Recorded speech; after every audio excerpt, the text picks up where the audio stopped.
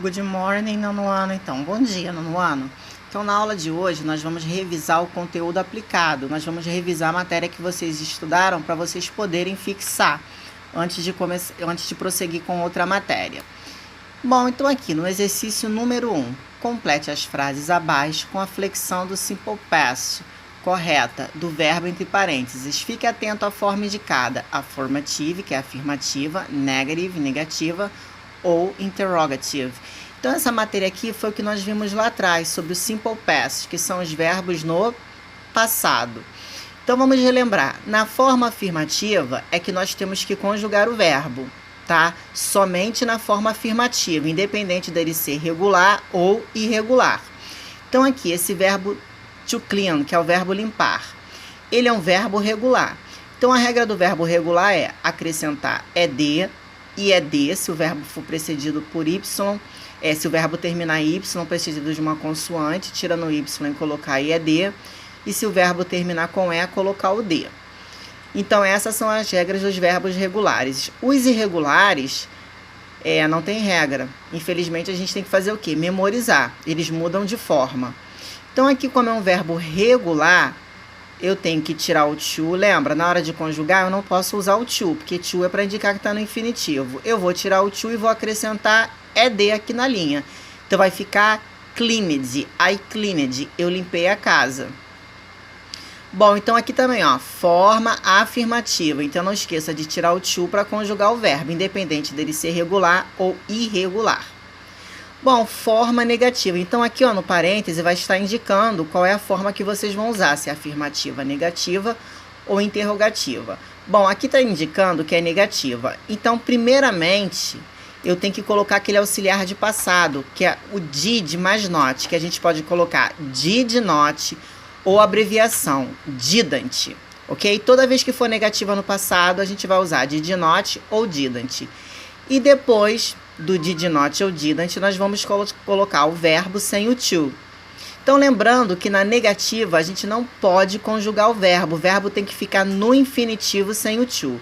Então, como é que fica? The class didn't ou did not begin. Então, a negativa é fácil, só colocar o didn't ou did not e tirar o to do verbo e colocar depois do didn't. Bom, então aqui na interrogativa. Interrogativa, o did, ele vai ficar aqui, ó, no início da frase, sempre antes do sujeito, tá? Sempre no início da frase. E aqui, depois do sujeito, nós vamos colocar o verbo sem o to, tá? Lembrando, interrogativa também não se conjuga o verbo. Por quê?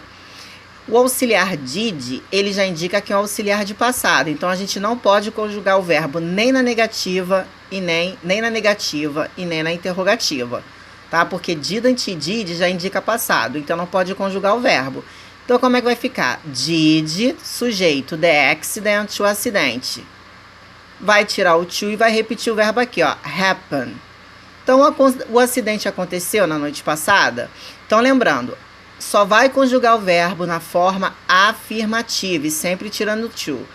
Negativa, vai colocar didn't, tirar o to e repetir o verbo. Interrogativa, coloca o did na frente, tira o to e repete o verbo, ok? Então, aqui é revisando o simple past. Bom, agora vamos revisar uma outra matéria, que foi o plural dos substantivos. Então, aqui, marque a opção que completa o plural correto dos substantivos entre parênteses. Então, ó, o substantivo está aqui. Então, vocês vão ter que procurar a forma dele correta, tá? Aí, vocês vão fazer o quê? Vão lá naquela matéria sobre plural dos substantivos, onde tem as regras, como fica a mudança dos substantivos, para vocês marcarem um X na opção correta. Então, church.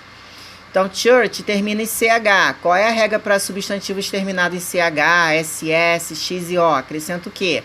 Aí vocês vão lá naquelas regrinhas e vão olhar e vão marcar um X em cima da opção correta.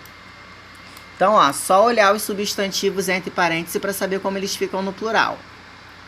Bom, número 3. Então, número 3 foi a última matéria que nós vimos, sobre os reflexive pronouns, os pronomes reflexivos. Então, indica o quê? Que o sujeito praticou e sofreu a ação. Então, aqui, ó, tem duas opções. Vocês vão marcar a opção correta, escrever a opção correta. Então, o sujeito aqui é I, eu. Então, qual é a opção correta? Himself ou myself? Então, vocês vão escolher a opção correta e escrever aqui ou simplesmente marcar. Se tiver dúvida, vocês vão olhar lá naquela tabela dos pronomes reflexivos, onde tem o sujeito e o pronome correspondente, tá ok? Então, a aula de hoje é uma revisão do conteúdo passado para vocês fixarem. Boa aula!